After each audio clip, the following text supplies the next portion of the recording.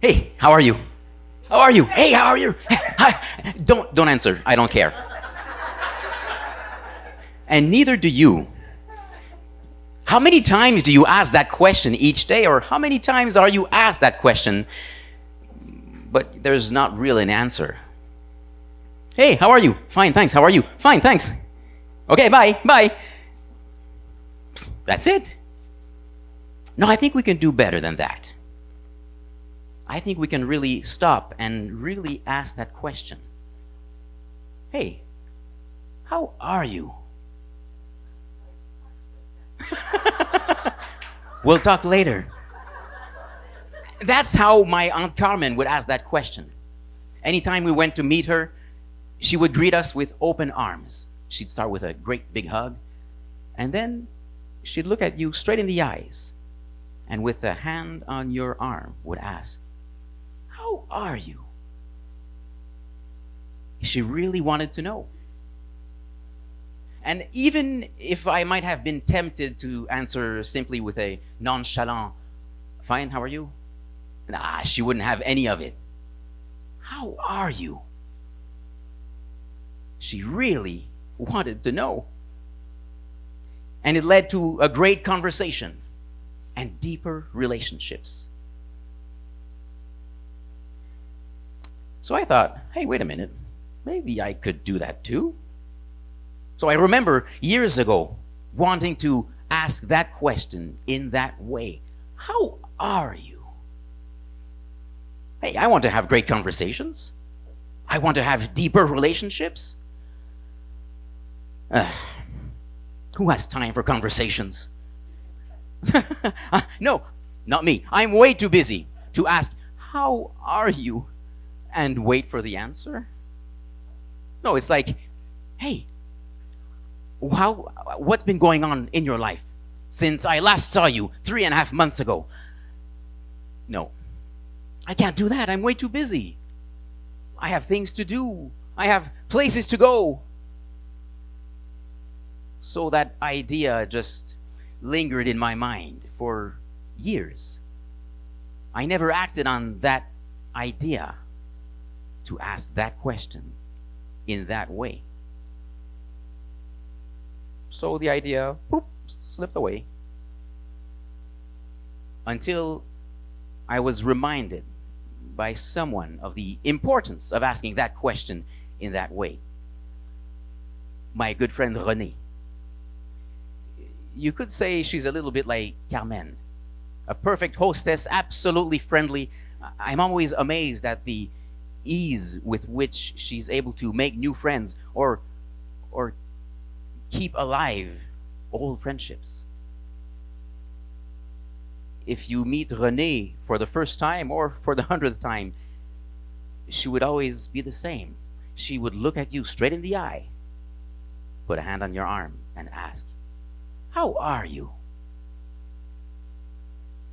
And it leads to a great conversation and a deeper relationship. You could say, Renée, another way of describing her would be, she would go to the bar not to pick up guys, but to pick up friends.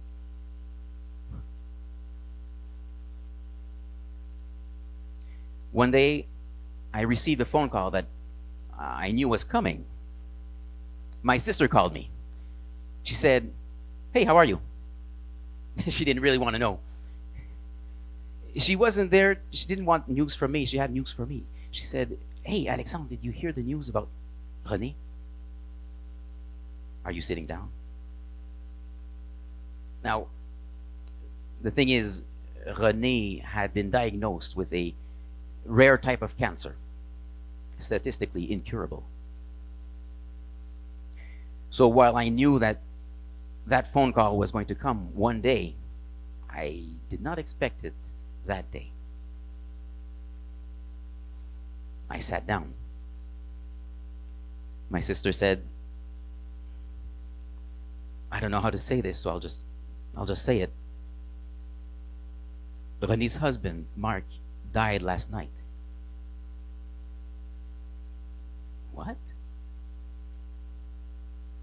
That makes no sense. It turns out Mark had an even rarer than a disease even rarer than René's, but without any symptoms. It was completely undetected. The funeral home was completely packed, standing room only.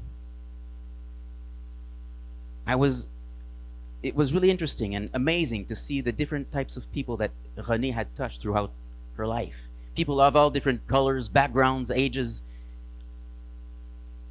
I was literally standing in the parking lot, waiting to go in. When I did catch a glimpse of René, she was walking with her 3 boys attached at the hip. She was walking slowly, weakened by the cancer and chemotherapy, but with bright eyes. She was looking at each person as if to say, "Hey, how are you? How are you?"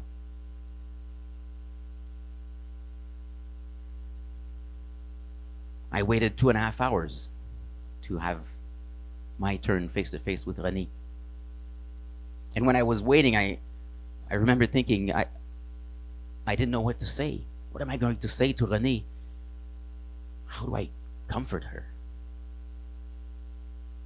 I don't know, am I the only one who struggles to find words to say to someone who's just lost someone? But I didn't need to worry, because when I finally made it face to face with René, she looked at me straight in the eyes. She put her hand on my arm and she said, "How are you?" René really wanted to know. And it led to a great conversation. We talked about our kids, we talked about trips, we talked about my career. It went on, and then I realized why I waited for 2.5 hours. Everybody talked so much. But I also realized that amidst her, even though she was going through the most difficult time in her life, René still made me feel like at that time, in that place, nothing else mattered. It's only later that I realized I never had a real conversation with Mark. "Hey Mark, how are you?" "Fine, how are you?" So from that day I thought, hey, Carmen did it right. She didn't wait for it to be too late. René didn't wait for it to be too late. Always asking, "How are you?" So that idea came back to me, and I promised myself, and I do it to this day. I ask every day at least one person, "How are you?" Every day I'm amazed at the results. It opens up the conversation. It creates a connection. It deepens a relationship. And one of the people with whom I can have these conversations is René. Miraculously, she made a recovery. And now I can still call her and ask her, "How are you?" It makes for great conversations and a deeper relationship. So every day I'm thankful to Carmen, I'm thankful to René for sharing this with me. Because it means that maybe for just one moment, just in one moment, in one time, for someone else, it's like nothing else matters. So you may want to try it right now. Why not? Turn to someone else in the room. Look at them straight in the eyes. Put a hand on their arm and ask, "How are you?"